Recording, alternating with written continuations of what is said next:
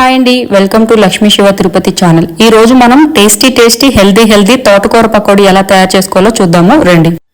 ఈ healthy and tasty తోటకూర పకోడీ కోసం మనం ఫ్రెష్గా ఉండే తోటకూరని అయితే ముందుగా తెచ్చిపెట్టుకోవాలి. తెచ్చుకున్న తర్వాత తోటకూరకి మనకి అక్కడక్కడ ఇసుక అనేది ఉంటుంది. ఆ ఇసుక లేకుండా శుభ్రంగా క్లీన్ చేసి పెట్టుకోవాలి.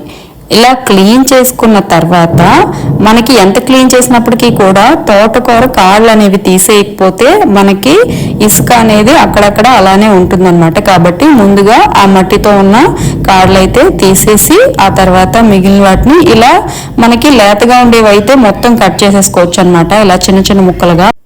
చాలా మంది అనుకోవచ్చు తోటకూర కాండాలని కూడా కట్ చేస్తే అవి ఆయిల్లో డీప్ ఫ్రై అవ్వేమో అని. అలాంటి డౌట్ అవసరం లేదనమాట. హ్యాపీగా డీప్ ఫ్రై అయిపోతాయి. చూడడానికి ఇలా పెద్దవిగా లావుగా కనిపిస్తాయి కానీ మనకి వేయించినప్పుడు మాత్రం చాలా చిన్నవిగా అయిపోయి బాగా డీప్ ఫ్రై అయిపోతాయి అనమాట. ఇలా మొత్తం అన్ని కట్ చేసుకున్న తర్వాత వీటిని కలుపుకోవడానికి వీలుగా ఉన్న ఒక బౌల్లోకి అయితే తీసేసుకుందాం.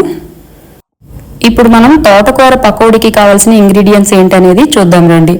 ముందుగా పచ్చిమిర్చి, ఆనియన్స్, కరివేపాకు తీసుకున్నాను. మీకు ఫ్లేవర్ నచ్చితే కొత్తిమీర కూడా తీసుకోండి. నాకైతే నచ్చదు కాబట్టి తీసుకోవట్లేదు అనమాట.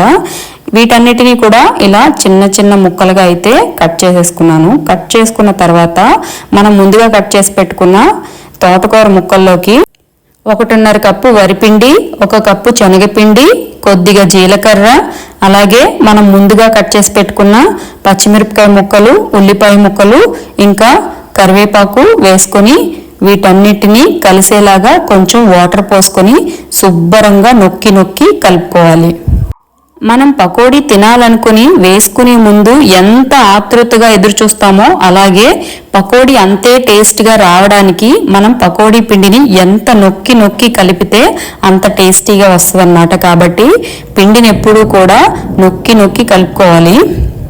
ఒక పకోడీ పిండి అని కాదు, బజ్జీ పిండి కానీ, బోండా పిండి కానీ, ఆనియన్ వడపిండి కానీ, మసాలా వడపిండి కానీ ఏదైనా కూడా ఇలా నొక్కి కలుపుకుంటే చాలా బాగా వస్తుంది అన్నమాట టేస్ట్. ఇదిగో ఈ విధంగా అయితే మనకి తోటకూర పకోడీ పిండి అయితే కలుపుకోవాలి.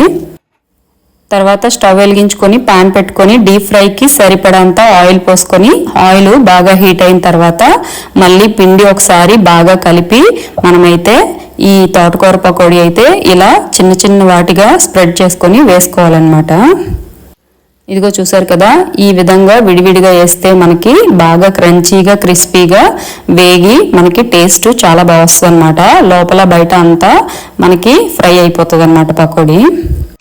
ఇలా పకోడీ వేయడం పూర్తయిన తర్వాత నెమ్మదిగా గరిటతో అటు ఇటు అన్ని వైపులా కూడా వేగేలాగా ఇలా నెమ్మదిగా ఫస్ట్ కలుపుకోవాలన్నమాట. కలుపుకున్న తర్వాత కొంతసేపు అలా ఉంచిన తర్వాత మళ్ళీ అటు ఇటుగా కలుపుతూ ఇలా మనకి ఎక్కువసేపు వదిలేయకుండా కలుపుతూ ఉంటే మనకి అన్ని వైపులా బాగా ఫ్రై అయిపోయి టేస్ట్ బాగా వస్తుంది అనమాట. ఎక్కడ మాడిపోకుండా అలా అని వేగకుండా ఉండిపోకుండా చాలా బాగా వస్తాయి అనమాట. ఇదిగో చూసారా, ఇకైతే వేగిపోయింది మొత్తం అన్ని.